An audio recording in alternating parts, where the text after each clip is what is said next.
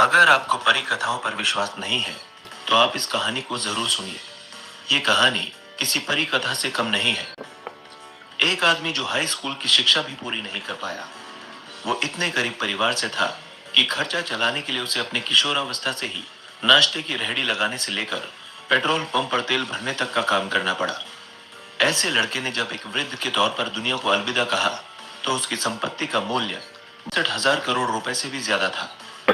अगर आप अब भी इस शख्सियत को पहचान नहीं पाए हैं, तो हम आपको बता दें कि आज हम बात कर रहे हैं धीरू भाई अंबानी की।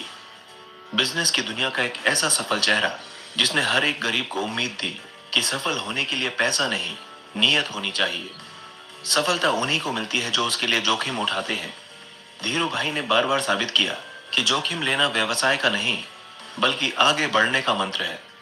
28 दिसंबर 1932 को गुजरात के जूनागढ़ के छोटे से गांव चोरवाड़ में धीरज लाल हीरालाल अंबानी का जन्म हुआ। पिता हीराचंद गोवर्धन भाई अंबानी एक शिक्षक थे और माता जमुना बेन एक सामान्य गृहिणी थी। धीरू भाई के 4 भाई बहन और थे। इतने बड़े परिवार का लालन पालन करना अध्यापक गोवर्धन भाई के लिए सरल काम नहीं था। एक समय ऐसा आया कि आर्थिक परेशानियों की वजह से धीरू भाई को पढ़ाई बीच में ही छोड़नी पड़ी और उनकी स्कूली शिक्षा भी अधूरी रह गई। पिता की मदद के लिए धीरू भाई ने छोटे मोटे काम करने शुरू कर दिए। हर सफलता के पीछे ढेरों असफलताएं छुपी हुई होती हैं। धीरू भाई अंबानी पर यह बात एकदम सटीक उतरती है। पढ़ाई छोड़ने के बाद सबसे पहले धीरू भाई ने फल और नाश्ता बेचने का काम शुरू किया, लेकिन कुछ खास फायदा नहीं हुआ।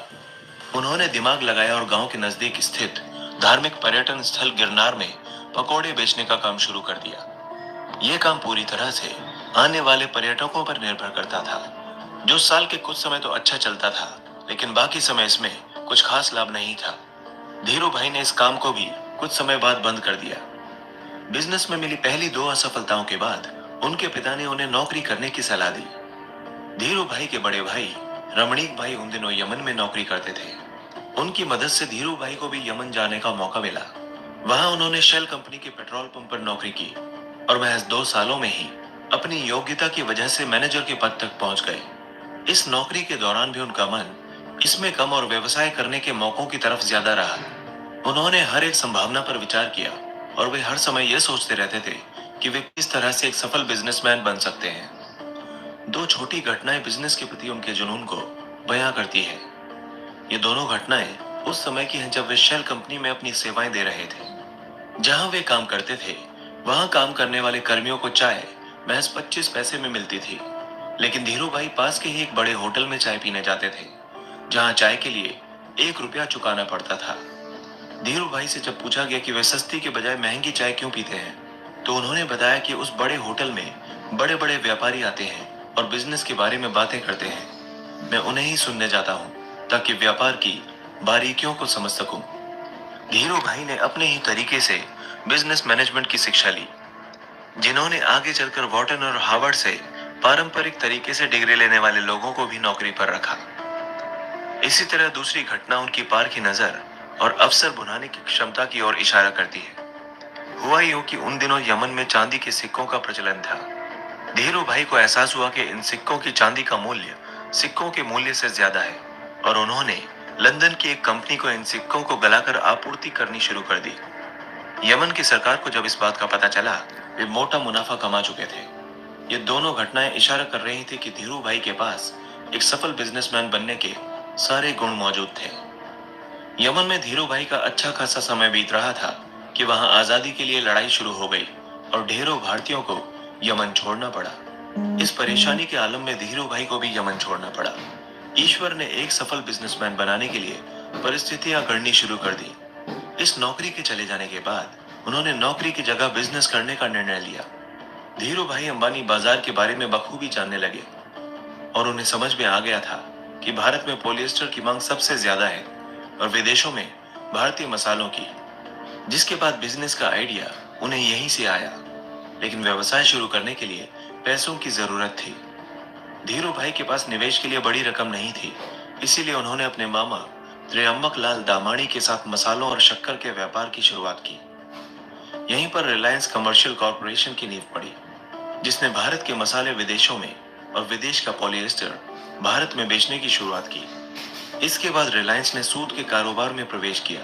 यहाँ भी सफलता ने धीरू भाई के कदम चूमे और जल्दी ही वे बॉम्बे सूत व्यापारी संघ के कर्ता धर्ता बन गए। ये बिजनेस जोखिमों से भरा हुआ था और उनके मामा को जोखिम पसंद नहीं था, इसीलिए जल्दी ही दोनों के रास्ते अलग अलग हो गए।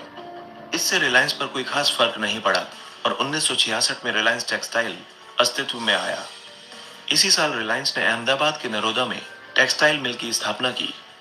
विमल की ब्रांडिंग इस तरह की गई कि जल्दी ही यह घर घर में पहचाना जाने लगा और विमल का कपड़ा एक बड़ा भारतीय ब्रांड बन गया। विमल दरअसल उनके बड़े भाई रमणीक लाल के बेटे का नाम था। इन्हीं सब संघर्षों के बीच उनका विवाह कोकिला बेन से हुआ, जिनसे उन्हें दो बेटे मुकेश और अनिल तथा दो बेटियां दीप्ति और नीना हुई। उन्होंने इसके बाद पीछे मुड़कर कभी नहीं देखा और रिलायंस कपड़े के साथ ही पेट्रोलियम और दूरसंचार जैसी कंपनियों के साथ भारत की सबसे बड़ी कंपनी बन गया। इन सब के बीच धीरू भाई अंबानी का सरकार की नीतियों को प्रभावित करने और नीतियों की कमियों से लाभ उठाने के आरोप भी लगते रहे। धीरू भाई और ब्रिटिश इंडियन बिजनेसमैन नूसली वाडिया के बीच होने वाले बिजनेस घमासान पर भी बहुत कुछ लिखा गया। उनके जीवन पर आधारित एक फिल्म भी बनाई गई जिसका नाम था गुरु। इस फिल्म में अभिषेक बच्चन ने उनकी भूमिका निभाई थी। लगातार बढ़ते बिजनेस के बीच उनका स्वास्थ्य खराब होने लगा और 6 जुलाई 2002 को उनकी मृत्यु हो गई। साल 2000 के दौरान अंबानी देश के सबसे रईस व्यक्ति बनकर उभरे। मीडिया रिपोर्ट के अनुसार जब उनकी मौत हुई तब तक रिलायंस 62,000 करोड़ की कंपनी बन चुकी थी। मृत्यु के बाद उनके बिजनेस को उनके बड़े बेटे मुकेश अंबानी ने संभाला।